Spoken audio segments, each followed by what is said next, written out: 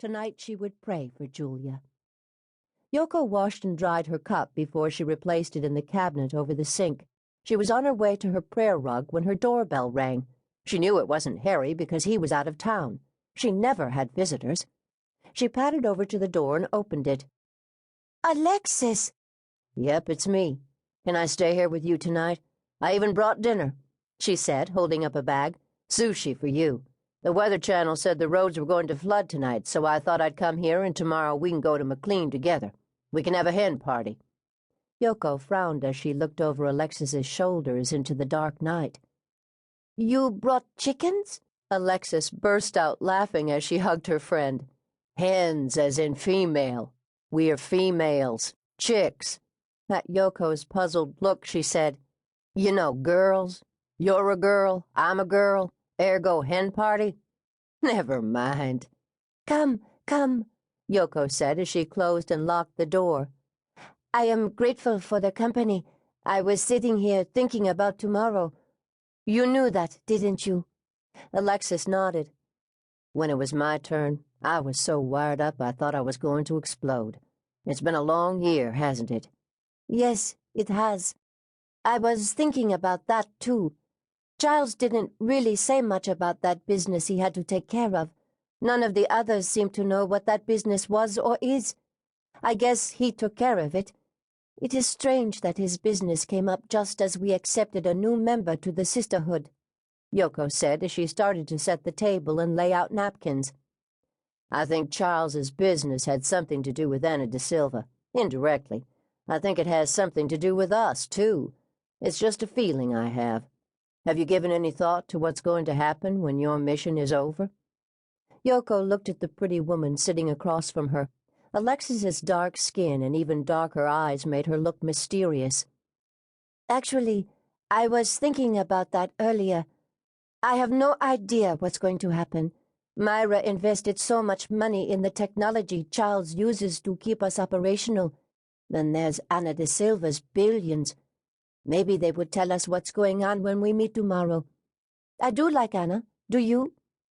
Alexis bit down on her lower lip. "I do like her. She isn't Julia, though. I'm not sure how I'm going to feel when she takes her place at the table in Julia's chair." Exuberance rang in her voice when she said, "I missed you, girl." Yoko giggled. "I missed you, too. That stuff," she said, pointing to the bag of cheeseburgers, "will kill you. And that seaweed and raw fish isn't going to kill you. So how are things going with Harry?" Yoko giggled again. "Very well. No, better than well. He loves me and wants to marry me. I said no. Are you seeing anyone?" Alexis ignored the question. "You said no. Why?" Yoko burst out laughing. "Because he is afraid of me. I like the feeling that gives me. No one has ever been afraid of me. It is a delicious feeling. Catherine says I have to be in control. I am in control. That may change one of these days. In my culture, it is not a good thing when a woman can best a man, especially in martial arts." Alexis leaned across the table. "Listen to me, little buckaroo. Here in America, the name of the game is you allow the man to win. Key word here is allow. After you snag him, then you let him know who's boss.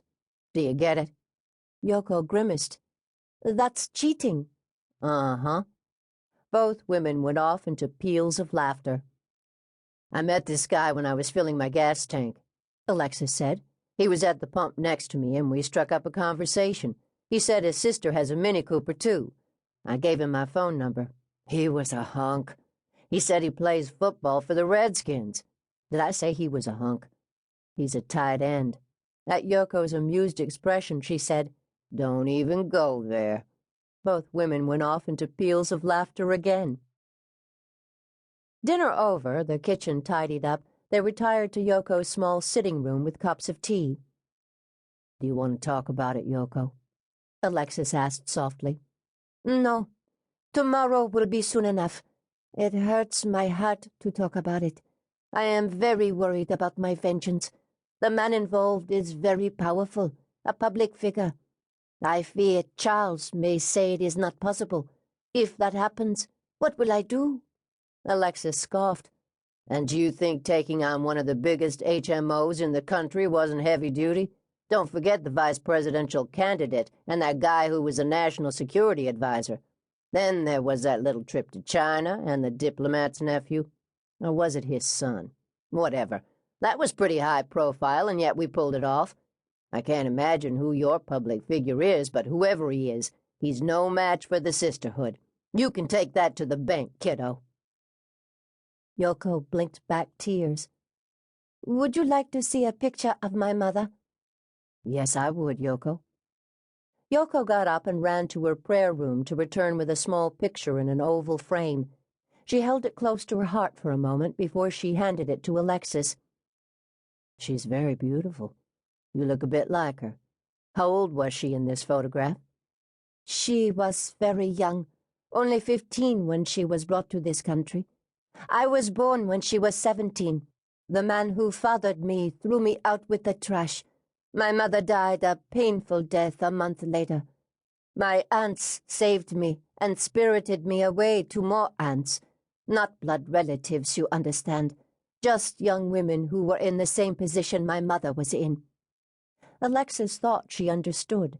She slipped off her pile of cushions to gather Yoko into her arms. "Don't you worry, Yoko. We'll take care of that powerful man who threw you away. We'll make him regret what he did. We'll make sure the bastard rues the day he was born. You can take that one to the bank, too." Yoko cried as she'd never cried before. All Alexis could do was stroke her silky black hair and pat her shoulder. From time to time she mouthed soothing words until Yoko fell asleep in her arms. Alexis carried her to the mat she slept on in the small bedroom, stunned at how feather-light the little woman was. She gently lowered her to the mat and covered her with a light blanket. The last thing she did before she left her room was to place the picture of Yoko's mother next to her. 1. Myra Rutledge fussed with her gray hair with one hand, while her other hand fiddled with the pearls she was never without, a sign that she was worried about something. She looked across the kitchen to where Charles was basting a turkey. "Do you think it's an omen of some kind, dear?" Charles Martin looked up from the golden-brown bird and smiled at the love of his life. "Why would you say something like that, Myra?" Myra continued to finger the pearls at her neck. She walked over to the kitchen door to stare outside. She flipped the light switch to light up the courtyard. Rain was coming down in torrents. Maybe it was sleet. She couldn't be sure. "I can give you 110 reasons why, my dear." Charles closed the oven door. "One will suffice." "The weather. The conditions are identical to those the first time the girls came out here. Remember how Catherine drove her 18-wheeler through the gates? The power went out and we had to use candles. The girls slid down the banister that night. I caught Catherine when she whooped her way to the bottom. I think this is an omen of some kind. I really do, Charles." Charles peeked into a pot bubbling on the stove. "That's it. The weather."